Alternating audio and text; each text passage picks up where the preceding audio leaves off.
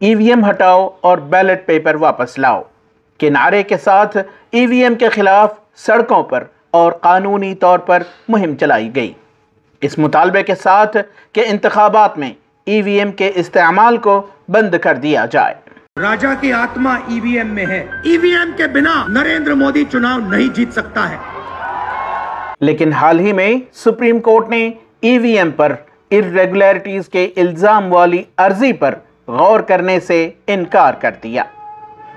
इस सिलसिले में जाने माने दानिश्वर शिव सुंदर और सुप्रीम कोर्ट के लॉयर एडवोकेट शरफुद्दीन अहमद ने ईवीएम के मुताल्लिक़ कहा कि ये इलेक्शन कमीशन व हुकूमत या सुप्रीम कोर्ट की जिम्मेदारी है कि अवाम की मांग के मुताबिक बैलेट पेपर वापस लाकर इसके एतमाद को बहाल करें।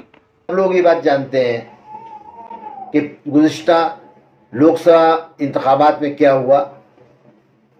बीजेपी की रैलीज फेल हो रही हैं, शाह और मोदी की रैलीज की कुर्सियां खाली पड़ी हुई हैं, लोग सुनने आने को तैयार नहीं हैं, और जो लोग सुनने भी आ रहे हैं लोग जानते हैं कि वो पैसे देके, उन्होंने साफ कहा पैसे देके आए हैं।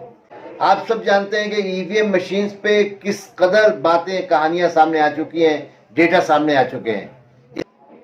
ये एक बहुत बड़ा मसला खड़ा हो गया है क्योंकि हमें इंसाफ मिल पाने की अब बहुत कम उम्मीद हो गई है, क्योंकि ईवीएम के जरिए उनको सरकार बनाना है। Professor retired IAS officer Deva Sahayam and retired Supreme Court Justice Madan Lokur, etc. They are raising very not technocratic question. They are raising a very democratic question. The question is this: finally, what will the voter look at? He gets a slip, so he will confide in the slip. So, what should be counted? Which the voter has authorized as he has shown confidence in the slip. So slip should be counted. You have your EVM and slip should also be counted because you cannot depend on the machines. So that is a democratic argument. It is not an argument about whether EVM can be manipulated or not. So this democratic argument should be actually considered. इस मामले में शिव सुंदर ने कहा कि EVM नहीं बल्कि हिंदुत्व का जहर है जो बीजेपी की कामयाबी की वजह बन रहा है, जिसे शिकस्त देने की जरूरत है। और एडवोकेट शरफुद्दीन ने अपील की कि पॉलिटिकल पार्टीज ईवीएम के साथ मुनक़िद किए जाने वाले इलेक्शंस को बॉयकॉट करें। I personally don't believe that EVM is responsible for the victory of the BJP, because BJP has made inroads, RSS has made inroads, Hindutva has made inroads into the majority of the people, and Hindutva is something now people actually started to believe. You have to defeat that.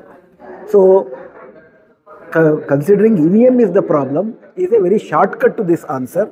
So, you should not substitute the political movement to expose BJP. And having said this, I will re-emphasize that it is the bounden duty of the Supreme Court to address the arguments made by the people who have some objection towards EVM. आज ये नारा दिया गया है कि EVM छोड़ो और ballot papers वापस लाओ। तमाम लोगों को इस मुहिम में शामिल होना चाहिए।